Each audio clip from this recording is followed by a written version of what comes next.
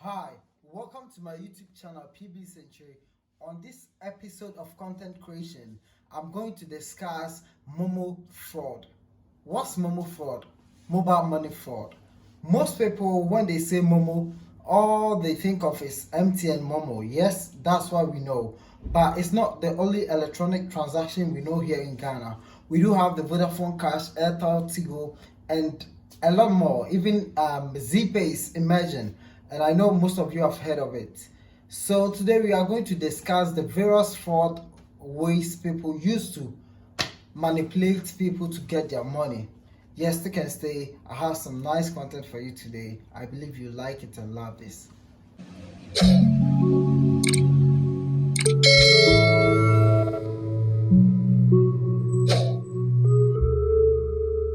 Mobile fraud has become so rampant in our communities here in Ghana that it's like a moving virus. Everyone in the community has either come across it, encountered it, or has been affected by the virus. People may know you and you may know people.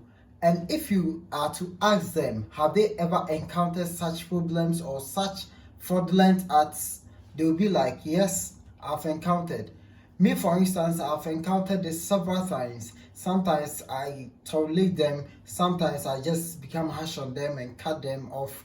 And sometimes, we just have to cooperate and see who actually is behind this. We have been thinking a lot of it. Sometimes we guess, is it our friends? How did they get our numbers? It's beyond imagination, and I sometimes don't get it because you just be there and randomly someone will call you to demand for your PIN, to demand you make some transactions that you don't even know of.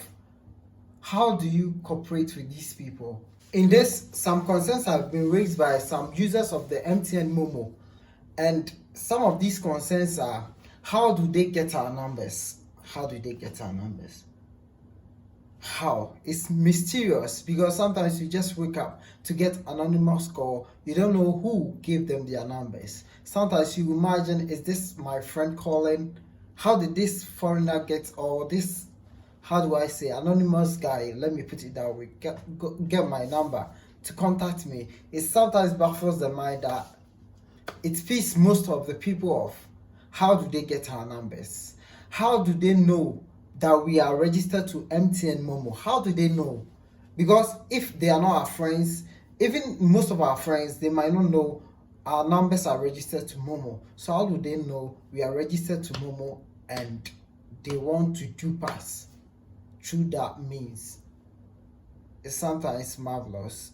Have you been thinking of that? And sometimes too, what do people really question themselves of is, how do they even get to know our names? Someone can call you anonymously. They will mention your name. Hello, is this what? Let me use some names. Is this Akwesi? Is this Yao? Yes, this is your uncle. I've sent you blah blah blah. You have to send me this money. Like, these people have a lot of funny, do I say it, format. That's what most of the fraudsters use. The word they use is format. How do they get all these formats? Most of them are smart. Most of them are very smart, because to come out with something like this and people will fall for this is like, you get to understand these people are smart. Because for me, I'm not going to fall easily for some of these things, but some people fall for it. And sometimes those who fall for it, I'll not say they are ignorant, but they are greedy. You don't know anybody in the US or in the outside Ghana. Let me say outside Ghana. The person will call you, a fraudster will call you. Oh, your uncle sent me this, blah, blah, blah, blah, blah, to give it to you. This your uncle here in US, Canada, Russia, wherever. I'm sending you this. Send this money to this person through MoMo. And recently I was there, and I have not made my mind to make any transaction. I was just there. I just got a message, MoMo message, like to confirm a transaction. I was like, how? Who is this? The format they are using now is, whenever they send something like that, they don't usually send some huge sum of money. It's some few, like some small money. So when you confirm your PIN to it, that means the person gets access to withdraw every money you have in there. So just be careful to save yourself from doing such a harm. Have you ever thought of it how these people, these fraudsters, get to know our numbers and our names? Have you thought of it? Have you thought of it? No, I've not thought of it. You have not thought of it. So I'm going to tell you how these people get to know your number and your name. Sometimes they guess it. Guess works. They just guess your number. Yeah. They can be there. Let me try this number out. Let me call this number and see. Maybe it will go through. Truly, it will come to you and you'll answer it. You just have to be smart not to give anything to them. Your PIN to no, don't give anything to them. You can just try to block them straight away or report them. I'll come on that, how to report mobile money fraudsters here. And also, the second thing I would say is they can also try to at least use these mobile money merchants that we transact at their places, the stores that we transact at. They can just go to them and get them. Or sometimes, most of us believe that these mobile money agents, like those who are the merchants, also try to fraud us because they know of your details, as in they know of your name, your number. So sometimes it's very easy to contact you straight away. They'll just mention your name. Hello, can you send me this? Hello, can you do this for me? Hello. Sometimes they use that method. And also, they can use Truecaller. I don't know if we know of Truecaller, the app Truecaller. It can just pop your name up and your number. Aside guessing, they can just try to use Truecaller to get your name to fraud you. And also, your name and number can be picked from social media. So be careful of your social media handles. It's not everybody that has to see your profile.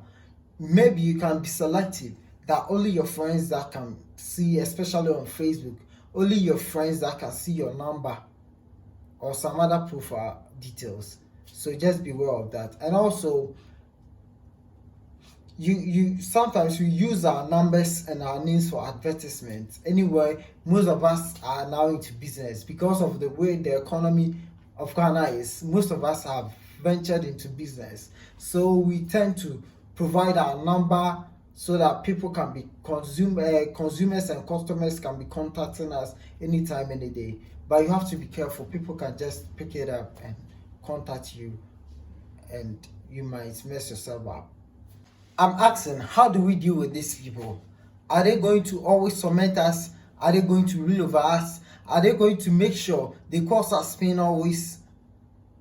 What is MTN, Vodafone, and all those companies doing to help us to protect their consumers and their customers? How are they going to help us? Guess what? I know most people don't know this. You can report every fraudulent act that happens to you to whatever the service provider you are with. So you can choose to, for the MTN, you can choose to email them. MTN, you can email them. For their email, I don't really know. I saw some online, but I don't know how authentic it is. So at least you can go and verify from their site yourself. And whenever you encounter something like that, you just mail them. And also for MTN, you can send SMS to 1515 fraud. You send fraud to 1515 and they will deal with it for you. Whatever your encounter, they will deal it for you. You can also dial *170# and make sure to follow this prompt to report your fraudulent encounters.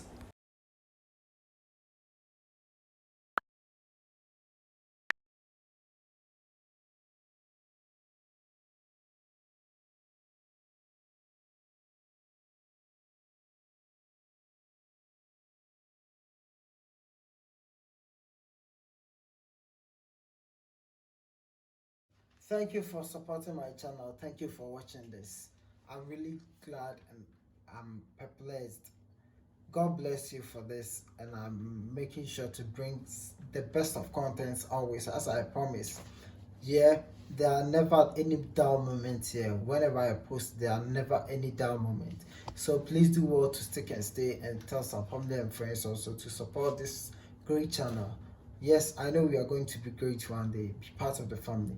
Have fun. Bye.